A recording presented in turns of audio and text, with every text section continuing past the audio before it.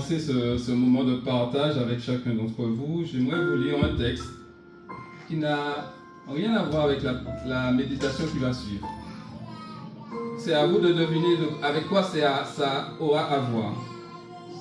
C'est pourquoi l'homme quittera son père et sa mère et s'attachera à sa femme et deviendront une seule chair. Amen. Qu'est-ce que je vais vous annoncer? Mariage. Un mariage, effectivement. J'ai le plaisir de vous annoncer le mariage d'Océane et d'Alexandre. Vous ne savez pas qui c'est, hein? Si. Ils ne sont pas connus ici. Ah bon? C'est vraiment une grande joie. Ce mariage aura lieu le 13 juillet prochain. Donc, dans un mois, pile poil. Ouais. Jour pour jour, le 13 juillet prochain. Et donc, pour ceux qui souhaitent accompagner Océane et Alexandre, le mariage aura lieu à la mairie de la Maison Blanche à 13h15 le 13 juillet. Alors, Il est bon, hein? il y a un petit mot qui dit ceux qui ont envie d'accompagner, même dans la tenue, dress code, pastel, couleur pastel. Comme ça, vous avez toutes les infos. Quoi le pastel là-bas? C'est quoi le pastel? Ouais. C'est des couleurs un peu claires, un peu. Voilà, c'est pas trop chaude. Douce, voilà.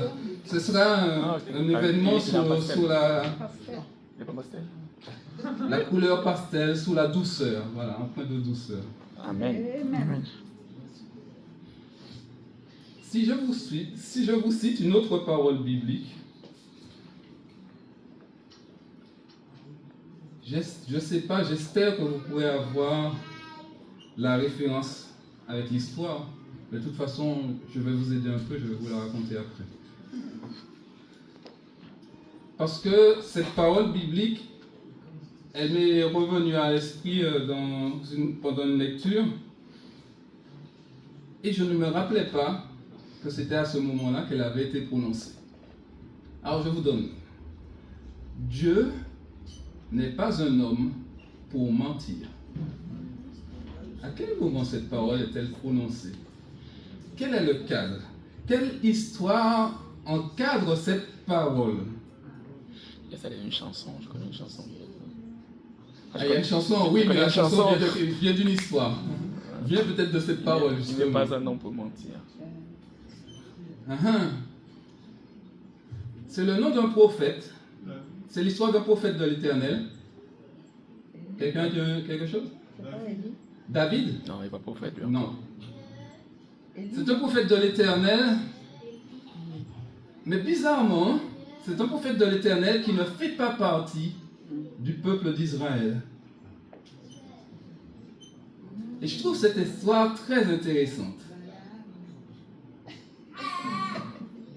C'est peut-être le Alors, seul. il y en a trouvé, mais Mais c'est la c'est parce consécration. qu'elle dort à côté, il y a des trucs qui sont passés qui font que... Qui n'est pas d'Israël, c'est Balaam.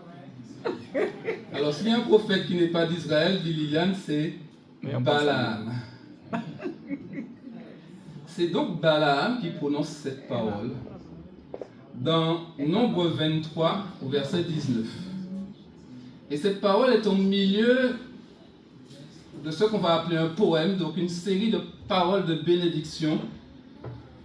Et en fait, en 3 chapitres, Balaam, si vous connaissez l'histoire, qui n'est pas venu pour ça, va quand même bénir le peuple d'Israël 4 fois. Alors, peut-être qu'on pourrait un peu développer cette histoire. Parce qu'il n'y a pas que ça qui est étonnant dans l'histoire d'Abraham. D'ailleurs, ce n'est même pas ce que l'on retient le plus souvent. Ce que l'on retient le plus souvent dans l'histoire de Balaam, c'est qu'il y a un âne qui parle quand même. Oui, parfois, il y a des choses comme ça un peu surprenantes dans le texte biblique, mais Balaam, c'est quand même le seul prophète qui a eu une conversation avec son âne. Pas mal ça. Alors, pour vous rappeler un peu l'histoire, Balaam est présenté comme fils de Béor. Alors on ne sait même pas à la base, en tout cas l'histoire ne va pas plus loin pour nous donner le pédigré de Balaam, mais avec quelques recherches, Nombre 22, avec quelques recherches, on apprend que Béor était un Édomite. Et si on date un petit peu, on se rend compte que les Édomites sont les descendants d'Ésaü. Alors, c'est tout ce que l'on sait à peu près sur ce Balaam. Et puis, le texte nous le présente comme quelqu'un qui est reconnu dans la région comme étant un prophète.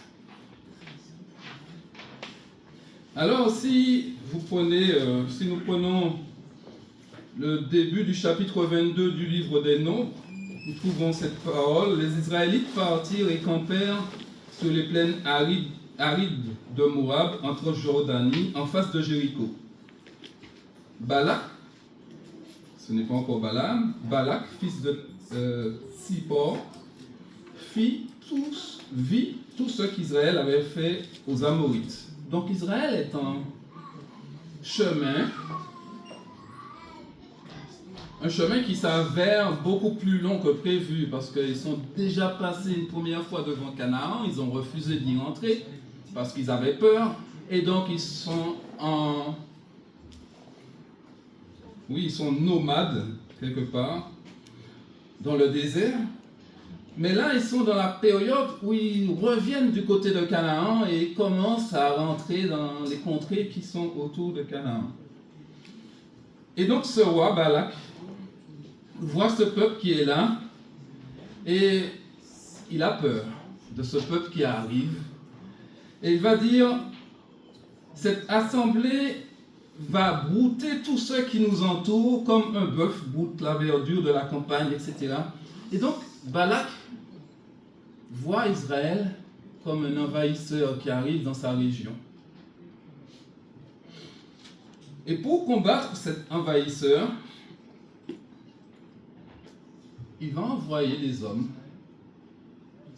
vers Balaam, ce prophète qui est reconnu comme tel dans la région. Au verset 7 du chapitre 22, les anciens de Moab, donc les personnes importantes, s'en allèrent et portèrent des présents à Balaam. Ils vinrent le trouver et lui dirent aussi les paroles de Balak. Les paroles de Balak se trouvent dans les versets précédents. Il y a là un peuple qui est sorti d'Égypte, qui couvre le pays et qui habite en face de moi. Maintenant, c'est ça qu'il envoie dire à Balaam. Maintenant, je te prie, maudis ce peuple pour moi, car il est plus fort que moi, peut-être. Ainsi pourrais-je le battre et le chasser du pays, car je sais que celui que tu bénis est béni, et que celui que tu maudis est maudit. Voilà la réputation de Balaam. Alors, ce qui va se jouer, c'est que ces hommes, selon ce que Balaam va leur demander, lorsqu'ils vont transmettre ce message du roi, Balaam va leur dire, restez une nuit, et on verra ce que Dieu, restez une nuit chez moi, dormez, et on verra ce que Dieu dira demain. Et sans aller dans les détails, Dieu dit à Balaam, non, tu n'iras pas avec ces hommes. Donc il répond cela. Et cette équipe retourne voir le roi, mais le roi insiste, retournez et insistez auprès de lui. Et la deuxième fois, Balaam dit à nouveau, restez et dormez, je vais voir ce que Dieu va me révéler. Et là, il y a quelque chose de particulier dans le texte, parce que Dieu va lui dire, va avec ces hommes. Mais quelques versets plus loin, nous constatons que Dieu est en colère envers Balaam parce que Balaam est parti avec ses hommes. Alors, une première chose qui se joue dans cette histoire, c'est que Dieu a cette relation avec Balaam, décidément. On n'en connaît pas l'antériorité, on ne sait pas ce qui s'est passé avant. Mais Dieu échange avec cet homme. Et il y a quelque chose ici qui nous fait dire que dans l'échange que Dieu fait avec cet homme, il tient compte du désir de Balaam, finalement, d'aller avec ses hommes. Pourquoi est-ce que je peux dire ça? Parce que Dieu a déjà dit non une première fois. Et si Balaam connaît bien Dieu, il sait que Dieu n'est pas quelqu'un de changeant. Il est plutôt quelqu'un de stable. Il est le même hier, aujourd'hui et éternellement. Alors pourquoi demande-t-il au deuxième groupe qui vient le voir de passer aussi la nuit pour voir ce que Dieu dit? Je crois que c'est parce que Balaam, il est sensible au message du roi. J'ai envoyé des présents et surtout je te couvrirai de gloire, dit le roi Balak. Alors Dieu lui dit, bon ben, vas-y, si tu veux y aller. Je t'ai déjà dit non une première fois, mais finalement, même si tu es mon prophète, tu restes libre. Vas-y. Et puis, à partir du verset 21 du chapitre 22, Balaam se met en route. Et puis, il y a cette histoire avec cet âne qui, par 3 fois, va dévier du chemin parce que l'âne, et c'est intéressant qu'Élisée a parlé du regard, déjà à l'école du sabbat, mais aussi quand on a entré en introduction du culte, parce que l'âne voit l'ange de l'Éternel qui est là, qui manifeste le fait que Dieu ne veut pas, en vrai, que Balaam aille là-bas. Mais Balaam, lui, il ne voit rien. Jusqu'à ce qu'il ait maltraité par 3 fois cette âne, et que ce n'est qu'à ce moment-là que ses yeux s'ouvrent et qu'il voit cet ange du Seigneur, et que cet ange du Seigneur lui dit, l'ânesse m'a vu, et elle s'est écartée, le verset 33 du chapitre 22, devant moi par 3 fois. Si elle ne s'était pas écartée de moi, c'est toi que j'aurais tué. Elle, je lui aurais laissé la vie. Et là, Balaam confesse devant cet ange, j'ai péché. Je ne savais pas que tu m'attendais sur le chemin. Si jamais, et là on sent vraiment qu'il avait vraiment envie d'y aller, tellement envie d'y aller qu'il ne comprend pas que le Dieu qu'il sert, en tout cas qu'il dit servir, ne veut pas qu'il aille à son rendez-vous. Il met aussi, si maintenant cela ne te plaît pas, je vais m'en retourner. Alors le Seigneur va lui dire, va, mais tu ne diras que ce que je te dirai de dire. Puis vous connaissez la fin de l'histoire, on fait la suite de l'histoire. Balaam va aller jusqu'au roi Balak. Ils vont mettre en place tous les rituels habituels. Ces sacrifices, des autels seront bâtis, 7 à chaque fois. Et Balaam va prononcer des paroles venant de Dieu. Ces paroles ne seront pas celles attendues par le roi. 1 fois, 2 fois, par 3 fois. Le roi va insister en lui disant, maudis ce peuple. Et à chaque fois, c'est une parole de bénédiction qui va en sortir. Alors, que peut nous apprendre cette histoire? Je vous invite à la lire parce qu'il y a beaucoup d'autres détails dans le texte qui sont intéressants à analyser.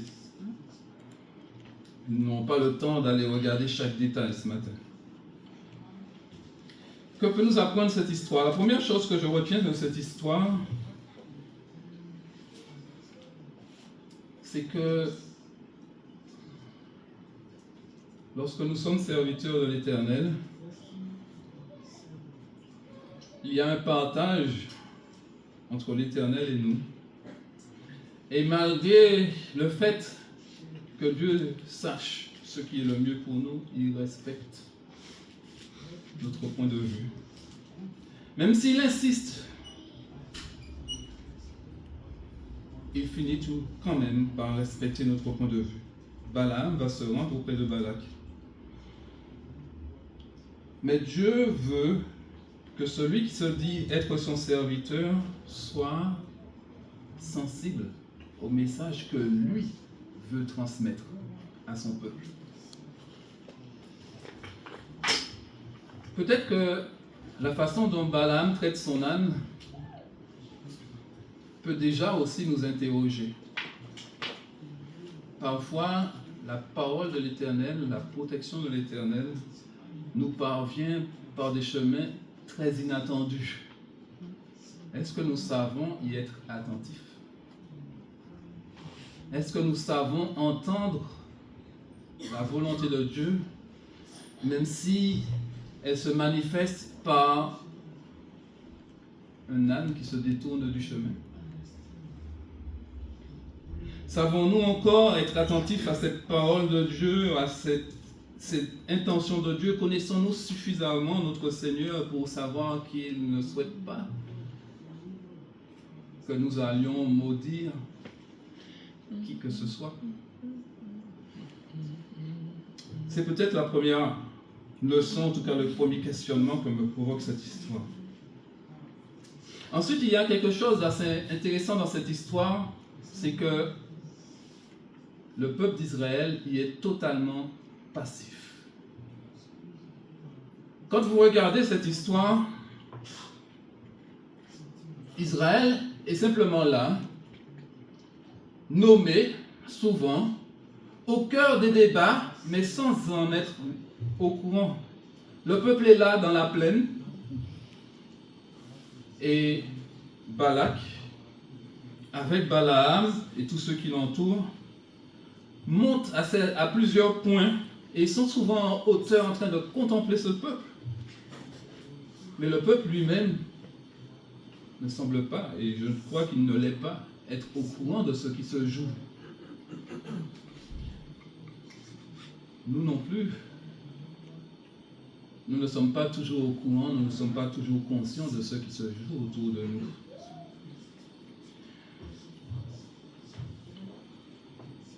Ce que nous voyons aujourd'hui, ce que nous vivons aujourd'hui, n'est pas très différent de ce que pouvait vivre le peuple d'Israël. Toutes les sources d'informations que nous pouvons avoir autour de nous ne suffisent pas pour que nous puissions cerner tous les enjeux de notre vie. Nous sommes là, plus ou moins tranquilles, plus ou moins en difficulté, plus ou moins en paix, plus ou moins conscients de ce qui pourrait nous arriver s'il n'y avait une intervention divine, s'il n'y avait pas une intervention divine régulière dans notre vie. Si Dieu n'intervient pas, que se passe-t-il? Pouvons-nous finalement nous retrouver maudits?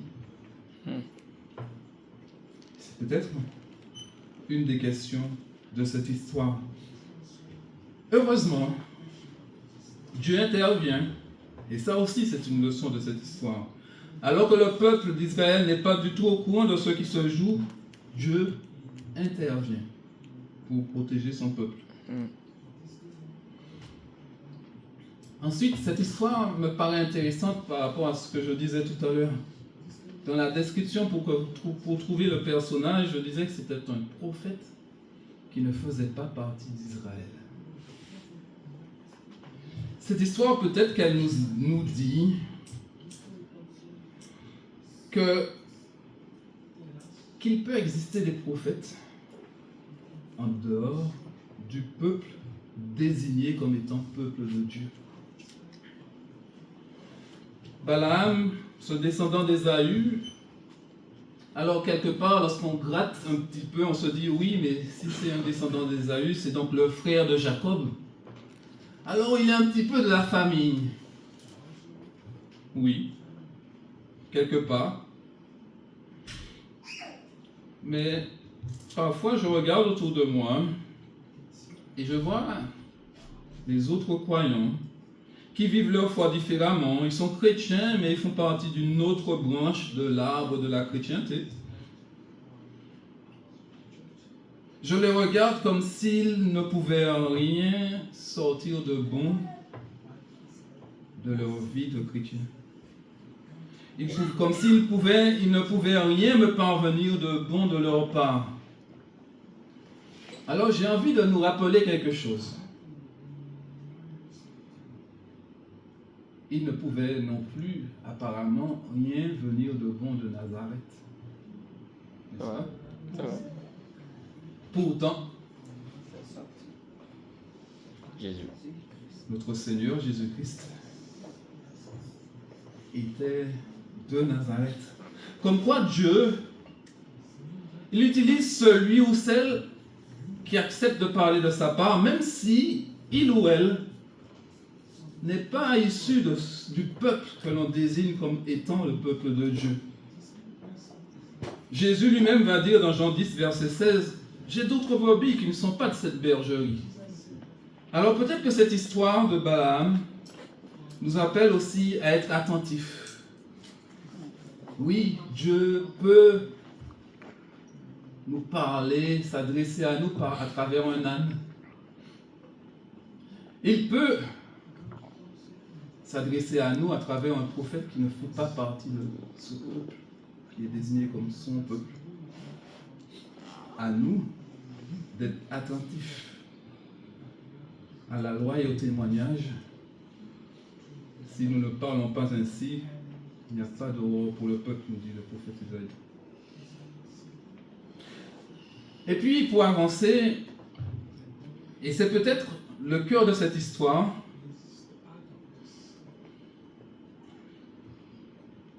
nous apprenons à travers cette histoire, et c'est peut-être quelque chose, je pourrais dire, que nous n'apprenons pas en vrai.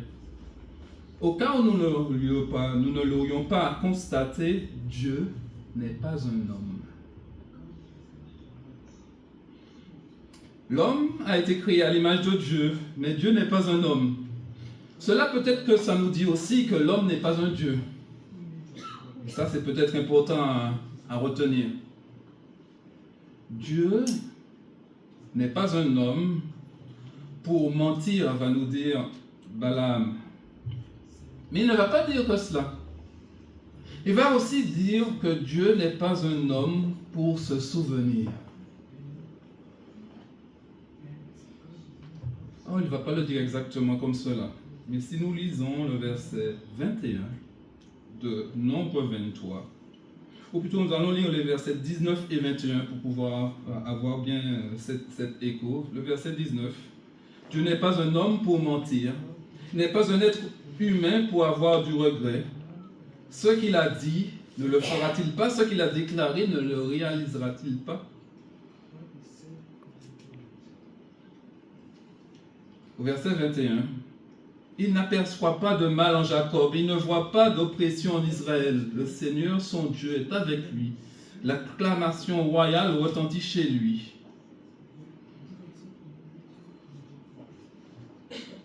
Est-ce que Balaam parle bien du peuple d'Israël, là?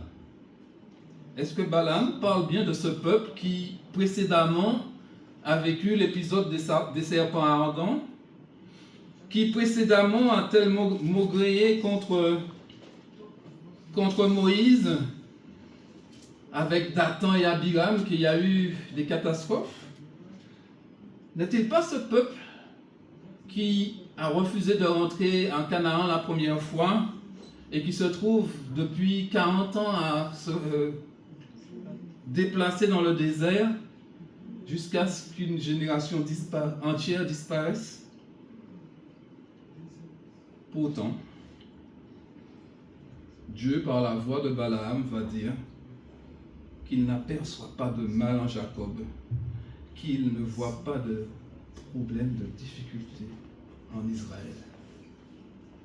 Dieu n'est donc pas un homme pour se souvenir, pour garder rancune, pour rester bloqué sur ce qui a été vécu dans le passé. Cela nous indique, une fois de plus, que Dieu n'est pas là pour nous charger, il est là pour nous décharger. Est-ce que nous pouvons en dire autant de notre attitude envers ceux qui nous entourent? Et là, vous allez me dire, encore ça, Élie. Oui, c'est un sujet que je traite souvent parce que je le trouve tellement récurrent dans les histoires bibliques que je me dis qu'il doit y avoir quelque chose que nous devons entendre et entendre encore.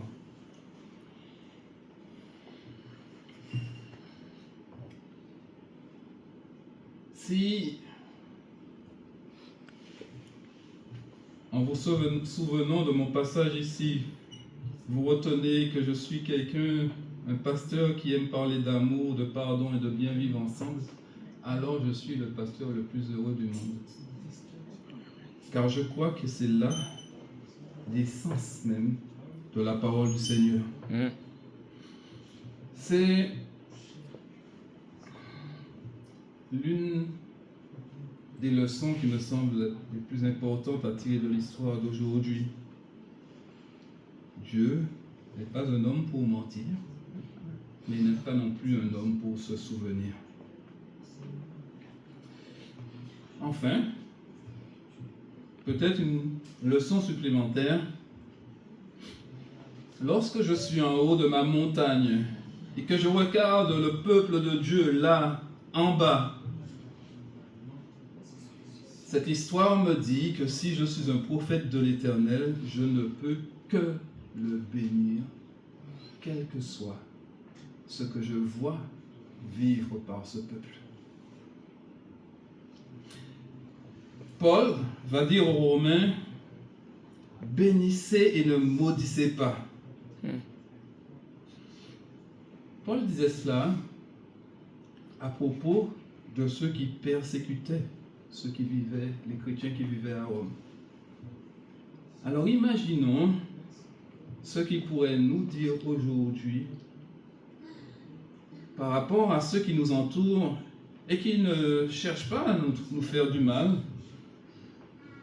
qui cherchent parfois comme nous à plaire à Dieu, même s'ils ne le font pas le même jour, même s'ils ne le font pas de la même manière, même si leur croyance peut être un peu différente. Ils ne nous persécutent pas. Alors quelle doit être notre attitude envers eux? Et même s'ils commençaient à le faire, cette histoire, comme Paul le fait aussi dans le Nouveau Testament, cette histoire de Balaam nous invite à bénir, à les bénir, mes amis.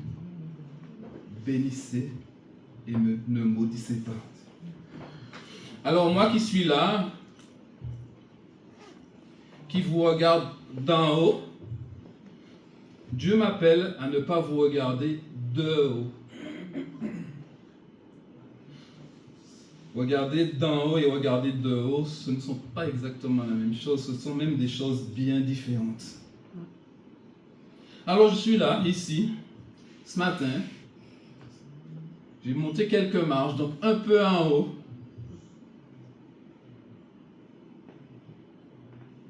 Et finalement, cette histoire me dit de vous voir comme celui ou celle qui est appelé par Dieu, comme celui ou celle qui veut être sauvé par lui. Non pas comme celui ou celle qui n'est pas habillé comme il faut, comme celui ou celle qui ne vit pas selon les principes bibliques, mais comme celui qui a besoin de la bénédiction de Dieu. Donc, en tant que serviteur du Seigneur, de notre Seigneur Jésus-Christ, je veux et je vous bénis, filles et fils de l'Éternel. Amen. Vous tous qui êtes présents ce matin, je vous bénis autant que vous êtes. Et tout cela, je le fais non pas de mon autorité, mais de celle de la parole du Seigneur, qui encourage à bénir chacun de ceux qui peuvent être devant nous. Qui, lorsque nous avons l'occasion de maudire, comme c'était le cas pour Balaam, nous invite plutôt À venir. à bénir, à dire du bien d'eux, à encourager, à soutenir. Et c'est ce que je veux faire pour chacun d'entre nous ce matin. Amen. Amen. Amen.